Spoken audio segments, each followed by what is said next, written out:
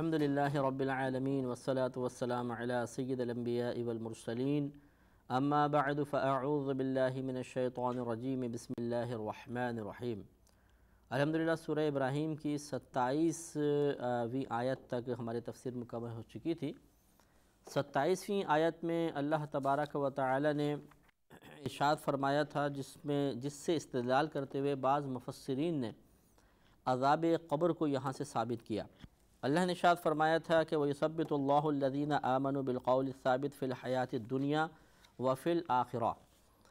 اور اللہ تبارک و تعالیٰ ان کو ثابت قدم رکھتا ہے جو ایمان لائے ایسے قول کے ساتھ جو حق ہے، حق بات کے ساتھ، دنیا کی زندگی میں اور آخرت میں۔ تو دنیا کی زندگی سے مراد دنیاوی زندگی ہے کہ جو ایمان لانے کی سعادت حاصل کرتے ہیں اور اللہ تبارک و تعالیٰ کی خصوصی کرم نوازی ان کے ساتھ ہوتی ہے تو تا حیات وہ صاحب ایمان رہتے ہیں اور ان سے ایمان نہیں چھنتا۔ اور اسی طرح اللہ تعالیٰ آخرت میں ان کو ثابت قدم رکھتا ہے حق بات پر، تو اس سے آخرت سے مراد جب آدمی دنیا سے رخصت ہو گیا تو گویا کہ اخروی احوال کا آغاز ہو جاتا ہے جس کی پہلی منزل قبر ہوتی ہے۔ تو اللہ تبارک و تعالیٰ نے قبر میں بھی ان لوگوں کو ثابت قدم رکھنے کا وعدہ فرمایا جو ایمان لائیں، اور صرف ایمانی نہیں، جیسے کہ کل ہماری آیت پر گفتگو ہوئی تھی کہ ایمان کے ساتھ ساتھ نیک اعمال، تقوی، پرہیزگاری، آدمی احتیاط اختیار کرے تو اللہ تبارک و تعالیٰ کا یہ وعدہ ہے کہ اللہ تعالیٰ اسے آخرت میں یعنی قبر میں بھی ثابت قدم رکھے گا۔ وَيُضِلُّ اللَّهُ الظَّالِمِينَ، اور اللہ تبارک و تعالیٰ ظلم کرنے والوں کو گمراہ کرتا ہے۔ اس پر ہماری آخری بات چل رہی تھی جو ہمارا کل کا پروگرام کا اختتام ہوا تھا کہ اللہ تبارک و تعالیٰ کی طرف گمراہی کی نسبت اللہ تعالیٰ خود اپنی جانب کرے تو اس کے لیے زیبا ہے، لیکن ہم کریں گے تو یہ بے ادبی ہوگی۔ اور اللہ تبارک و تعالیٰ اپنی طرف گمراہی کی جب نسبت کرتا ہے تو اس کا بھی ہم نے آپ کو معنی مفہوم کئی مرتبہ بتایا کہ دراصل اللہ تبارک و تعالیٰ نے ہدایت کے اسباب بھی پیدا فرمائے اور گمراہی کے اسباب بھی، اور ان کو پیدا کرنے کے بعد ہمیں کلی طور پر اختیار دے دیا کہ ہم جس کو چاہیں اختیار کریں۔ اب اگر کوئی گمراہی کے اسباب کو اپنی شامت اعمال کی بنا پر، اپنی عقلی کوتاہی، کمی اور نقص کی بنا پر اختیار کرتا ہے تو اس میں کوئی اللہ کا تو کوئی قصور نہیں شمار کیا جائے گا، یا اللہ تعالیٰ کی طرف معاذ اللہ کوئی ظلم کی نسبت تو نہیں ہوگی۔ اس نے تو ہماری آزمائش کے لیے ان چیزوں کو پیدا فرمایا اور ہمیں صرف گمراہی نہیں ہدایت کے اسباب بھی عطا فرمائے اور ساتھ میں عقل بھی عطا فرما دی جو حق اور باطل میں، ہدایت اور گمراہی میں تمیز کرنے والی ہے۔ اب اگر ہم غلطی کا ارتکاب کرتے ہوئے گمراہی کو اختیار کرتے ہیں تو اس میں سراسر ہمارا قصور ہے، اور پھر جب آدمی ان گمراہی کے اسباب کی وجہ سے گمراہ ہو جاتا ہے تو چونکہ یہ اسباب اللہ نے پیدا فرمائے اس لیے پھر اللہ تعالیٰ نسبت اپنی جانب کر لیتا ہے کہ اللہ نے گمراہ کیا، یعنی اللہ تعالیٰ نے گمراہی کے اسباب کو پیدا کیا اور یہ ان کے اس سبب سے گمراہ ہوئے، اس لیے اللہ تعالیٰ گمراہی کی نسبت اپنی جانب فرما دیتا ہے۔ ایسا نہیں ہے، چنانچہ اس پہ یہ اعتراض پیدا نہیں ہوگا کہ جو کفار ہیں پھر ان کی گرفت کیوں ہوگی جبکہ اللہ نے ان کو گمراہ کیا، اور جو اللہ جس کو گمراہ کرے وہ کیسے ہدایت پا سکتا ہے؟ تو مراد یہی ہے کہ اللہ تعالیٰ نے گمراہی کے اسباب کو پیدا فرمایا، اور گمراہی کے اسباب کا پیدا کرنے کی بنا پر کسی کو اللہ نے مجبور نہیں کر دیا کہ ان کو اب آپ گمراہی کے اسباب کو اختیار بھی کریں، بلکہ ہمیں کامل طور پہ مختار بنا دیا کہ یہ گمراہی ہے، یہ ہدایت ہے۔ گمراہی اور ہدایت کی پہچان کے لیے اللہ تعالیٰ نے مکمل تعلیمات فراہم کی اپنے نبی کریم صلی اللہ علیہ وسلم کے ذریعے، دیگر انبیاء علیہ السلام کے ذریعے، آسمانی کتابوں کے ذریعے، اور پھر ہمیں فرما دیا کہ اب یہ دونوں چیزیں تمہارے سامنے ہیں، تم ان میں سے جو چاہے اختیار کر سکتے ہو۔ اب اگر ہم کرتے ہیں تو اس میں اللہ تعالیٰ کی طرف کوتاہی کی، کمی کی، نقص کی، کسی عیب کی نسبت کرنا بالکل بیجا ہوگا، یہ ہماری شامت اعمال ہے، لہٰذا یہ اعتراض وارد نہیں ہوگا۔ وَيَفْعَلُ اللَّهُ مَا يَشَاءُ، اور اللہ تبارک و تعالیٰ جو چاہتا ہے کرتا ہے، اسے کوئی نہیں روک سکتا، وہ اپنی مرضی کا مالک ہے، مالک و مختار ہے۔ کائنات میں مخلوق میں سے ہر شخص اس کے حکم اور مرضی کا پابند ہے، لیکن اللہ تبارک و تعالیٰ کسی کی مرضی کا، کسی کے حکم کا پابند نہیں ہوتا۔ الم ترى، اب آگے ہم کرتے ہیں اس 28ویں آیت میں اللہ تعالیٰ نے ارشاد فرمایا کہ الم ترى الى الذين بدلوا نعمت اللہ کفرا، کیا آپ نے انہیں نہ دیکھا کہ جنہوں نے اللہ تبارک و تعالیٰ کی نعمت کو ناشکری سے بدل دیا۔ مخاطب نبی کریم صلی اللہ علیہ وسلم ہیں، اور جن کی یہاں پر قباحت بیان ہو رہی ہے، جن کی مذمت کی جا رہی ہے، وہ کفار قریش ہیں کہ اے حبیب کریم صلی اللہ علیہ وسلم، آپ نے ان لوگوں کی جانب نہ دیکھا، یعنی کفار قریش کی طرف، کہ جنہوں نے اللہ کی نعمت کو ناشکری سے بدل دیا۔ مفسرین جمہور یہاں پر یہ کہتے ہیں کہ اللہ کی نعمت سے مراد نبی کریم صلی اللہ علیہ وسلم کا ان کفار قریش کے درمیان مبعوث فرمایا جانا ہے،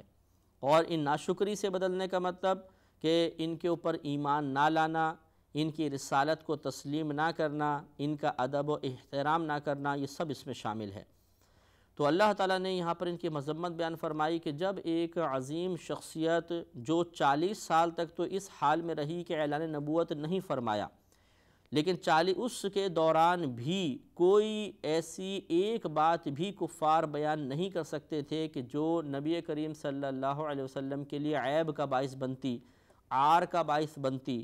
جس کی وجہ سے آپ کی ذات میں، آپ کے قول میں، آپ کے فعل میں کوئی کمی، کوئی نقص ثابت ہو سکتا۔ اس کے باوجود جب نبی کریم صلی اللہ علیہ وسلم نے اعلان نبوت فرمایا تو انہیں چاہیے تھا کہ فوراً اسے قبول کر لیتے، لیکن انہوں نے قبول نہ کیا، تو یہ اللہ نے اس کو ناشکری قرار دیا۔ وَأَحَلُّوا قَوْمَهُمْ دَارَ الْبَوَارِ، اور انہوں نے اپنی قوم کو تباہی کے گھر میں لا اتارا، یعنی وہ جو سرداران قریش تھے انہوں نے اپنی قوم کو بالکل تباہی کے دروازے تک پہنچا دیا کہ نہ خود ایمان لے کر آئے اور نہ بہت سوں کو ایمان لانے دیا، بلکہ نبی کریم صلی اللہ علیہ وسلم کے خلاف بہکاتے رہے، بھڑکاتے رہے، اکساتے رہے، اور ان کو مالی سپورٹ دے کر، مال کا لالچ دے کر، آسائش سہولت دے کر دین اسلام سے دور رکھا۔ جہنم یصلونہا، وہ جو دوزخ ہے یہ لوگ اس کے اندر جائیں گے۔ وبئس القرار، اور یہ کیا ہی برے ٹھہرنے کا مقام ہے، یعنی ٹھہرنے کا کیا ہی برا مقام ہے۔ تو معلوم یہ ہوا کہ جو اللہ تبارک و تعالیٰ کی نعمت حاصل کرنے کے بعد اس کی ناشکری کرے تو یہ بہت ہی مذمت والا عمل ہے، برا عمل ہے، قبیح عمل ہے، اور اللہ تعالیٰ کو ناپسند ہے، اور یہ کفار قریش کی عادات میں شامل تھا۔ لہذا ہمیں بھی غور کرنا چاہیے کہ ہم نے بھی اللہ تبارک و تعالیٰ کی ہزارہ نعمتیں حاصل کی ہیں۔ ذہن ایک نعمت ہے، عقل و شعور، اچھا فہم، ادراک کی قوت، ہماری بینائی، ہماری سماعت، ہماری زبان، قوت گویائی، سونگھنے کی قوت، ہماری طاقت، خوبصورت جسم، انسان ہونا، نبی کریم صلی اللہ علیہ وسلم کی امت میں پیدا ہونا، پھر مسلمان ہونا، ایک آزاد ملک میں ہونا، ہاتھوں کا ہونا، پیروں کا ہونا، ماں باپ، دولت، یہ تمام اللہ کی نعمتیں ہیں۔ ان نعمتوں کو حاصل کرنے کے بعد اگر ہم نے ناشکری سے بدلا تو ہم بھی قابل مذمت ہو سکتے ہیں۔ میں اس کو کفر نہیں کہہ رہا ہوں، یہ کفر نہیں ہے، ہمیشہ کفر نہیں ہوتا، بعض صورتوں میں ہو بھی سکتا ہے، ہمیشہ کوئی کفر نہیں ہوتا، لیکن یہ قابل مذمت عمل ہے۔ اور ناشکری میں بدلنے کا مطلب یہ ہوتا ہے کہ آدمی اللہ تعالیٰ کی نعمت کو اس مقام پہ خرچ نہ کرے جہاں خرچ کرنے کا حکم ہے، بلکہ اس مقام میں استعمال کرے جس مقام میں استعمال سے اللہ تبارک و تعالیٰ نے انسان کو روکا ہے۔ تو ان کفار کا ٹھکانہ جہنم ہوا۔ اگر ہم بھی یہ بری صفات اختیار کریں گے تو ہو سکتا ہے کہ کافروں کے لیے تو خیر دائمی جہنم ہوتا ہے، اگر اللہ نہ کرے ہم نے نعمتوں کو غلط استعمال کیا اور اللہ تعالیٰ ناراض ہوا تو وہ ہمیں اگر جہنم میں ڈال دے گا، چاہے وہ عارضی ٹھکانہ ہی ہو، اس کے بعد ہم جنت میں آ جائیں، لیکن بہرحال یہ بہت ہی برا ہوگا کہ انسان ایک عذاب کو خود مول لے لے، حالانکہ وہ براہ راست جنت میں دخول کی قدرت و قوت اللہ کی عطا سے رکھتا ہے۔ اس لیے ہمیں ان باتوں پہ بڑی توجہ کرنی چاہیے۔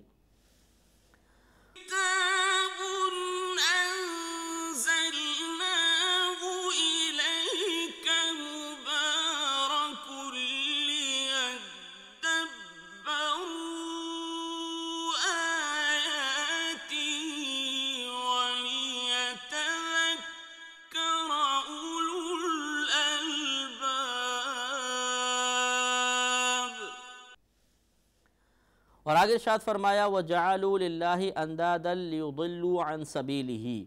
اور انہوں نے اللہ تبارک و تعالیٰ کے لیے شرکا ٹھہرائے تاکہ وہ انہیں اللہ تعالیٰ کے راستے سے گمراہ کر دیں۔ یہ بھی ان کی ایک ناشکری کی صورت تھی کہ اللہ نے ان کو نعمت عطا فرمائی، اللہ تبارک و تعالی نے ان کو دولت دی، فراوانی دی، زندگی عطا فرمائی، رزق عطا فرمائی، ہزارہ نعمت عطا فرمائی، لیکن انہوں نے ناشکری کرتے ہوئے اللہ تعالیٰ کی توحید اور نبی کریم صلی اللہ علیہ وسلم کی رسالت کا اقرار کرنے کے بجائے اللہ کے لیے شرکا بنا دیے، شریک ٹھہرائے اور ان کی عبادت کے اندر مشغول ہو گئے۔ قل، اے حبیب کریم صلی اللہ علیہ وسلم آپ فرما دیجئے، تمتعوا،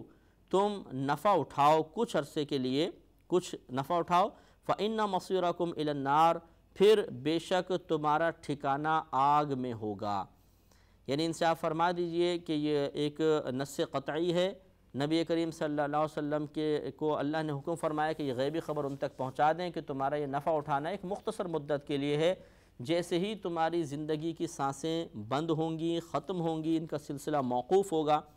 تو اللہ تعالیٰ کے عذابات کا سلسلہ شروع ہو جائے گا۔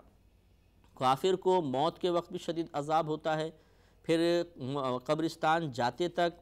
پھر قبر میں اگر اس کو بالفرض جلا بھی دیا جائے تو یہ جلانا ہی اس کے لیے دنیا کے اندر عذاب ہوگا، اور پھر جہاں اس کی راکھ بہا دی جائے گی یا راکھ اس کی موجود ہوگی وہیں اس پر عذاب شروع ہو جائے گا۔ لوگوں کو معلوم نہیں ہوگا لیکن اللہ تعالیٰ اس پر عذاب ادھر ہی شروع ہو جائے گا، جس کو عام لوگ محسوس نہیں کر سکیں گے۔ ہاں، وہ جو مر چکے ہیں وہ اس عذاب کو ضرور دیکھیں گے، اور پھر یہ قیامت تک عذاب کا سلسلہ چلتا رہے گا۔ پھر میدان محشر میں ذلت، رسوائی، وہاں کی گرمی، بھوک، اذیتیں برداشت کرنا، یہ سب ہوگا۔ پھر پل صراط پر پہنچیں گے تو کٹ کر اور جہنم میں گریں گے، اور پھر وہاں پر ہمیشہ ہمیشہ رہنا ہوگا۔ غرض ہے کہ قرآن عظیم میں اللہ تبارک و تعالیٰ نے واضح طور پر کفار کے برے انجام کو ذکر کر دیا ہے، لہذا کوشش یہ کرنی چاہیے ہر شخص کو، ہر انسان کو جو مسلمان ہے اسے کوشش یہ کرنی چاہیے کہ وہ اپنی ایمانی حالت کو ہمیشہ برقرار رکھے اور ان امور سے بچنے کی کوشش کرے جو اس کے ایمان کی راہ میں رکاوٹ بنتے ہوں یا ایمان کے سلب ہو جانے کا، چھن جانے کا سبب بن سکتے ہوں۔ اور جو انسان غیر مسلم ہو وہ ٹھنڈے دل سے ان باتوں پر غور کرے، اور یہ تو باتوں یقینی ہیں، بالکل یقینی ہے۔ ایک لمحے کے لیے یہ سوچے کہ فرض کر لو اگر یہ درست ہوں تو پھر میں کیسے ان کو برداشت کروں گا۔ تو سمجھداری کا تقاضا یہ ہے کہ اگر کوئی چیز حقیقتاً سامنے نہ ہو، کوئی خطرہ حقیقتاً سامنے نہ ہو بلکہ فقط اس کا احتمال بھی ہو، ایک شبہ بھی ہو، تب بھی آدمی احتیاط کرتا ہے۔ ایک چاول کی پلیٹ آپ کے سامنے رکھی جائے اور کوئی یہ کہہ دے کہ اس کو مت کھانا، اس میں زہر کے 2 قطرے ڈالے گئے ہیں، اب یہ پتہ نہیں کس مقام پر ہیں لیکن ہیں، تو انسان کبھی بھی اس پلیٹ میں ہاتھ نہیں مارے گا۔ حالانکہ یہ ایک احتمال ہے، ہو سکتا ہے ادھر ہوں ادھر نہ ہو سکتا ہے درمیان میں ڈالے گا، کنارے پہ بالکل بھی نہ ہو، لیکن ایک خطرے کے پیش نظر کہ میں ہلاک ہو جاؤں گا، اگر واقعی زہر پہ میرا ہاتھ پڑ گیا تو کیا ہوگا، آدمی اس میں سے ایک چاول بھی نہیں کھائے گا۔ اسی طریقے سے قرآن تو ایک حق کتاب ہے، اللہ تبارک و تعالیٰ کا کلام ہے، اس میں کوئی شک کی گنجائش نہیں، یہ من جانب اللہ ہے۔ اس قرآن کا قیامت تک کے لیے محفوظ ہونا اس کی صداقت کی گواہی دے رہا ہے، لہٰذا ہر شخص کو ٹھنڈے دل سے ان باتوں پر غور کرنا چاہیے۔ قل، اے حبیب کریم صلی اللہ علیہ وسلم آپ ارشاد فرما دیجئے، لعبادیہ میرے بندوں سے، الذین آمنوا میرے وہ بندے جو ایمان لے کر آئے، کیا فرما دیجئے، یقیموا الصلاۃ کہ وہ نماز قائم کریں، وینفقوا مما رزقناہم اور ان چیزوں میں سے جو ہم نے ان کو عطا کی خرچ کریں، سرا وعلانیۃ چھپا کر پوشیدہ طور پہ خرچ کریں، اعلانیہ طور پہ خرچ کریں، من قبل ان یاتی یوم اس سے پہلے کہ وہ دن آ جائے، لا بیع فیہ کہ جس دن میں کوئی خرید و فروخت نہیں ہوگی، ولا خلال اور نہ کوئی دوستی۔ یعنی اللہ تبارک و تعالیٰ نے ہمیں دنیا کے عارضی ہونے کا احساس دلا کر اور آخرت کے دائمی ہونے کی طرف متوجہ فرمایا کہ اے حبیب ان لوگوں سے فرما دیجئے کہ اس دن سے پہلے کچھ خرچ کرو اللہ کے راہ میں، چاہے اعلانیہ طور پہ کرو چاہے پوشیدہ طور پہ کرو، کہ جس دن کوئی خرید و فروخت نہیں ہوگی۔ یعنی ایسا نہیں کہ تم مال اپنے چلو جمع یہاں پہ کرتے رہو، اگر یہ گمان ہوتا یا اللہ کی طرف سے یہ خبر دے دی جاتی کہ جتنا مال جمع کرو گے مرنے کے بعد میدان محشر میں مل جائے گا اور پھر وہاں جا کے تم کچھ نیکیاں خرید سکو گے، تب تو چلیں یہ احتمال ہوتا، یہ آدمی مطلب کر سکتا تھا کہ یہاں پہ خوب مال جمع کرتا، نیکا مال نہ کرتا، اس امید پر کہ وہاں جا کے خرید لوں گا، لیکن وہاں تو کوئی بیع ہوگی نہیں، مال دنیا میں رہ جائے گا۔ اور نہ وہاں پہ کوئی دوستیاں ہوں گی۔ اس دوستی سے مراد ہے جو مطلب عام قسم کی دنیاوی دوستیاں یا جو کافروں کے آپس میں دوستیاں ہیں، یہ سب دوستیاں بیکار ہو جائیں گی، سب ایک دوسرے سے اجنبی ہو جائیں گے۔ ورنہ وہاں پر جو نیک ہیں، پرہیزگار ہیں، متقی ہیں، وہ باقاعدہ دوست ہوں گے۔ نبی کریم صلی اللہ علیہ وسلم نے ارشاد فرمایا، اور ویسے قرآن میں ہے کہ الخلاء یومئذ بعضهم لبعض عدو الا المتقین، کہ وہاں پر دوست جو ہیں بعض کے دشمن ہوں گے سوائے متقین کے۔ متقین جو ہے ان کی دوستیاں سلامت رہیں گی۔ تو یہاں جس دوستی کا انکار ہے وہ عام دوستی ہے، یعنی دنیاوی دوستی یا کفار کے آپس کی دوستی۔ جو نیک لوگ اللہ کی رضا کی خاطر دوستی کرتے ہیں وہ یہاں مراد نہیں، وہ وہاں پر بھی قائم رہے گی۔ تو اس میں آپ دیکھیے کہ ایک تو نماز قائم کرنے کا حکم دیا گیا کہ میرے ایمان والے بندوں سے کہہ دیجئے کہ نماز قائم کریں۔ اس کا مطلب یہ ہوا کہ اس سے ظاہر ہوا کہ اللہ تبارک و تعالیٰ کی بارگاہ میں نماز کی بہت اہمیت ہے، کہ خصوصی طور پہ اللہ تبارک و تعالیٰ نے اس عمل پر استقامت و پابندی کا حکم ارشاد فرمایا۔ نماز قائم کرنے کا مفہوم ہم پہلے آپ کی خدمت میں عرض کر چکے ہیں کہ ایک دو دفعہ نماز پڑھنا نہیں، خالی نماز کوئی ایک دو دفعہ جماعت قائم کرنا نہیں، بلکہ نماز کے قائم کرنے کا مطلب ہوتا ہے تا حیات جس طرح شریعت نے نماز کو پڑھنے کا حکم دیا ہے اس طریقے سے تا حیات پابندی اور استقامت کے ساتھ نماز کو ادا کرنا، یہ ہے قائم کرنے کا معنی۔ اور اسی طرح وہ فرمایا کہ وہ خرچ کریں ان چیزوں میں سے جو ہم نے ان کو عطا کی، تو خرچ کرنے کا صدقے کا حکم دیا۔ یہ خرچ کرنا بعض اوقات تو فرض اور واجب ہوتا ہے، جیسے زکوٰۃ، فطرہ، قربانی وغیرہ میں، یا حج میں پیسہ خرچ کرنا، منت پوری کرنے کے لیے، کفارہ پورا کرنے کے لیے، یا جسے دم وغیرہ لازم آتا ہے اس کو پورا کرنے کے لیے خرچ کرنا۔ اور بعض اوقات یہ مطلب نفلی صدقہ ہوتا ہے، جیسے آدمی ویسے غرباء کی مدد وغیرہ کر دیتا ہے۔ دونوں اللہ تعالیٰ نے اس کو حکم فرمایا۔ تو یہ آگے جو فرمایا کہ سرًا و علانیتاً، چھپا کر اور ظاہری طور پر، اس میں بعض مفسرین نے یہ تقسیم کی کہ چھپا کر وہ صدقہ دے جو ہم پہ فرض اور واجب نہیں، تاکہ ہماری نیکی چھپی رہے کہ کوئی اس پر مطلع نہ ہو، اور اعلانیہ طور پہ وہ صدقہ کرے جو ہم پر فرض اور واجب ہے، تاکہ اس کے چھپانے کی وجہ سے لوگ ہم سے بدگمان نہ ہوں۔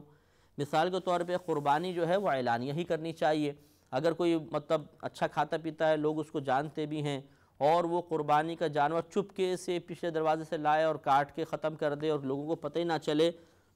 تو ہو سکتا ہے کچھ لوگ بدگمانی کا شکار ہو جائیں کہ دیکھو جی اللہ تعالیٰ نے ان کو اتنا عطا فرمایا اور یہ قربانی کا جانور بھی لے کر نہیں آئے۔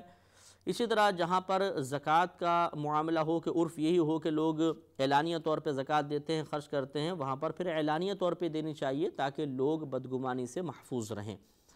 تو پوشیدہ صدقہ وہاں افضل ہے جہاں نفل ہے، اور اعلانیہ صدقہ وہاں افضل ہوتا ہے خصوصاً جہاں فرض یا واجب ہوتا ہے۔ اور بعض اوقات ایسا ہوتا ہے کہ جو نفلی صدقہ ہے یہ بھی اعلانیہ دینا افضل ہوتا ہے۔ یہ اس صورت میں ہوتا ہے کہ جب آپ کو یقین ہو کہ آپ کے دینے سے کسی کو ترغیب حاصل ہوگی، کسی کو اللہ کے راہ میں خرچ کرنے کی رغبت ملے گی اور وہ بھی خرچ کرنے لگ جائے گا۔ جیسے مسلم کی روایت ہے، نبی کریم صلی اللہ علیہ وسلم نے ایک غزوے کے لیے کچھ چندہ طلب کیا، تو ایک صحابی لے کر آئے، ان کو دیکھ کر دوسرے لائے، تیسرے لائے، چوتھے لائے، پانچویں لائے، تو اس طرح بہت سارے لوگ ان کو دیکھ کر لے آئے۔ تو نبی کریم صلی اللہ علیہ وسلم نے ارشاد فرمایا کہ جو کوئی کسی نیک عمل کی بنیاد رکھے گا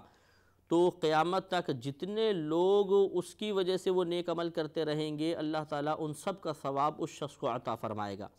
تو اس لیے لیکن یہ اپنے قلب پر توجہ کر کے، کیونکہ ہم اپنے زیادہ محاسب ہیں، سب سے بڑے محاسب ہمیں، اور کون ہمارا محاسبہ کر سکتا ہے کہ ہم اپنی قلبی نیت پر نگاہ رکھ کر سوچیں کہ لوگوں کو متاثر کرنے کے لیے تو خرچ نہیں کر رہا ہوں، ہو سکتا ہے ہم یہ ترغیب کا نیت منہ سے بول رہے ہوں اور دل میں دکھاوے کی نیت ہو، اس پر ذرا توجہ کرنی چاہیے۔ انشاءاللہ اسی پر اگلے پروگرام میں بھی کلام ہوگا۔ وآخر دعوانا ان الحمد للہ رب العالمین۔